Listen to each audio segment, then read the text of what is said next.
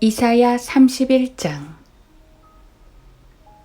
도움을 청하러 이집트로 내려가는 자들에게 화로다. 말들을 의지하고 병거들을 의뢰하나니 이는 그것들이 많이 있음이라. 또 기병들을 의뢰하니 이는 그들이 매우 강함이라. 그러나 그들은 이스라엘이 거룩한 분을 바라보지 아니하며 주를 찾지도 않는도다. 그러나 주께서도 현명하사 재앙을 가져오시며 그의 말씀들을 철회하지 않으실 것이요 오직 행악자의 집을 치고 또 악을 행하는 자들을 돕는 자를 치려고 일어나실 것이라. 이집트인들은 사람이요 하나님이 아니며 그들의 말들은 육체요 영이 아니라. 주께서 손을 펴시면 돕는 자도 쓰러지고 도움을 받는 자도 쓰러지리니 그들이 함께 망하리라. 주께서 내게 이같이 말씀하셨느니라. 마치 사자, 곧 젊은 사자가 먹이를 놓고 으르렁거릴 때 목자의 무리가 그를 대적하여 불려와도 사자가 그들의 목소리를 두려워하지 않고 그들의 떠드는 소리에 굴하지 않는 것처럼 이와 같이 만군의 주도 시온산과 그 언덕을 위해 싸우려고 내려오시리라. 새가 나는 것 같이 만군의 주도 그렇게 예루살렘을 보호하실 것이라. 보호하면서 그것을 구해 주실 것이며 건너와서 그것을 지키시리라. 너희는 이스라엘 자손들이 심히 반항하였던 그에게로 돌이키라. 그날의 모든 사람이 너희 자신의 손으로 너희에게 만들어서 죄가 되게 한 은으로 만든 자기의 우상들과 금으로 만든 자기의 우상들을 던져버릴 것이니라. 그때 아시리아인이 칼에 쓰러질 것이니 용사의 칼이 아니며 또 보통 사람의 것이 아닌 칼이 그를 삼키리니 그가 칼로부터 도망칠 것이요 그의 청년들은 강제 노역을 하게 되리라. 그가 두려움으로 인하여 그의 요새를 지나치며 그의 고관들도 깃발을 무서워하리라. 시온에 불을 가졌고 예루살렘에 용광로를 가진 주가 말하노라.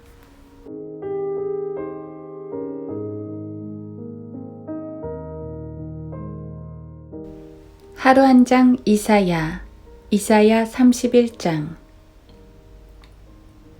그때 아시리아인이 칼에 쓰러질 것이니 용사의 칼이 아니며 또 보통 사람의 칼이 아닌 칼이 그를 삼키리니 그가 칼로부터 도망칠 것이요 그의 청년들은 강제 노역을 하게 되리라.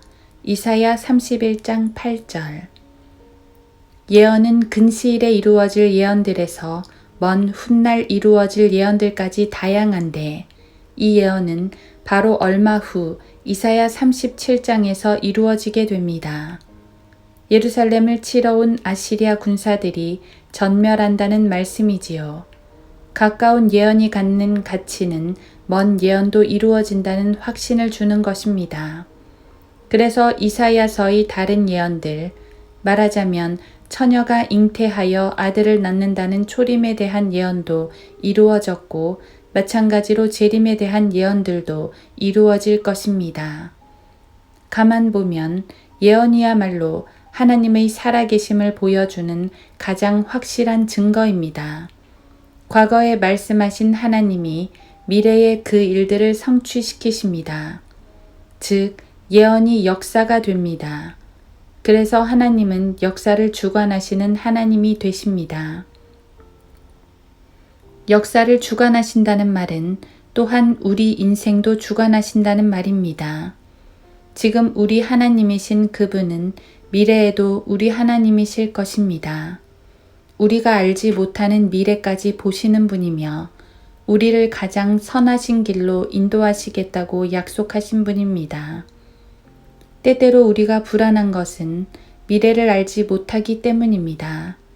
미래에 아플지, 직장을 잃을지, 어떤 역경이 닥쳐올지 알지 못하기 때문에 불안한 것입니다. 하지만 성도들은 하나님의 보호와 인도하심이라는 큰 계획 가운데 들어 있습니다. 그 계획 속에는 또한 승리도 들어 있습니다.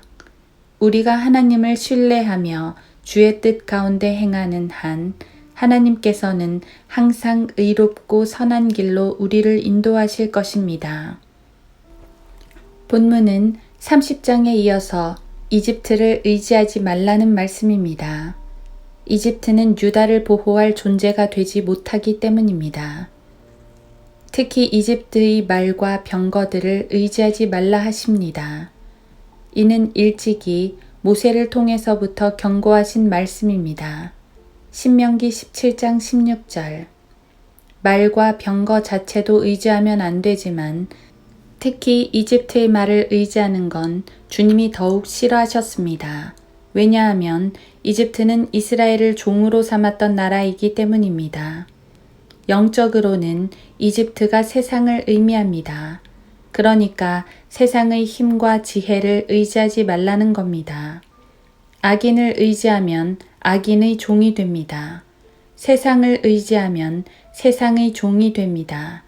세상에 사는 동안 세상을 활용할 수는 있겠지만 적어도 의지는 하지 말아야 합니다. 하나님은 유다에게 하나님만을 의지하라고 말씀하십니다. 우리에게도 하나님만을 의지하라고 하십니다. 하나님 외엔 그 무엇이라도 우리를 보호할 존재가 못 됩니다.